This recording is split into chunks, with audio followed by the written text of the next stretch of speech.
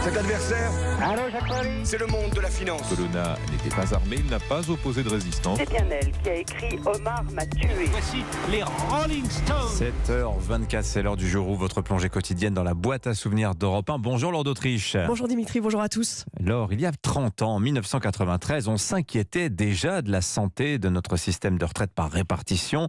Une première réforme est présentée cette année-là par Édouard Balladur. Oui, Édouard Balladur est arrivé comme Premier ministre au printemps 93. Il veut traiter l'affaire rapidement. Pour une retraite à taux plein, il faudra cotiser 40 ans au lieu de 37 ans et demi à l'époque et aller souvent au-delà des 60 ans. Édouard Balladur est sur Europe 1 en juin 93. Il est de mon devoir de laisser la France en meilleur état que nous ne l'avons trouvé.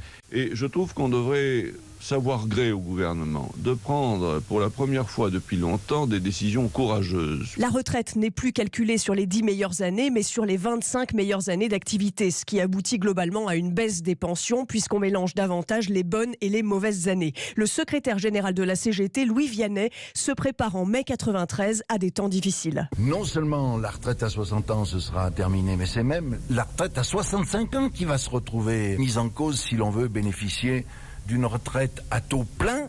Il s'agit d'un coup très grave qui est porté au système de retraite dans ce pays. Des paroles de vérité, des paroles douloureuses, mais contrairement à aujourd'hui, Laure, en 1993, la réforme Balladur, elle passe presque sans mobilisation dans la rue. Oui, c'est une révolution sans levée de bouclier. En 5 mois, le gouvernement fait aboutir discrètement cette réforme. Interview en 93 sur Europe 1 de la secrétaire générale de la CFDT, Nicole Notat, qui s'oppose à la grève et aux manifestations. Nous voulons agir avec efficacité, c'est-à-dire en développant d'abord la concertation, la négociation que nous voulons voir plus importante. Et la popularité d'Édouard Balladur, à l'époque, reste plutôt stable. Le Premier ministre est au micro de Jean-Pierre Elkabbach sur Europe 1. Vous avez un secret parce que, à force de prendre des décisions impopulaires, vous êtes populaire.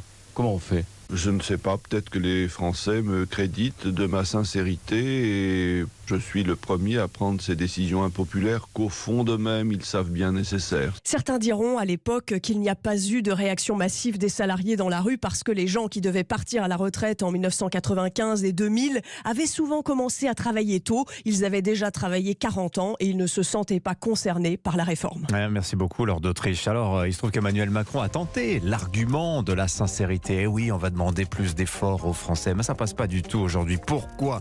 On en parlera avec à 8h15 l'invité politique d'Europe Matin. Ce matin, ce sera le vice-président exécutif des Républicains, Aurélien Pradier. Il sera invité de Sonia Mabrouk. Tiens, dans le débat sur les retraites, on entend beaucoup les opposants à la réforme, mais qu'en disent ceux qui y sont favorables ? Europe 1 leur a tendu le micro. Vous allez les entendre dans le journal de 7h30 qui arrive dans moins de 3 minutes.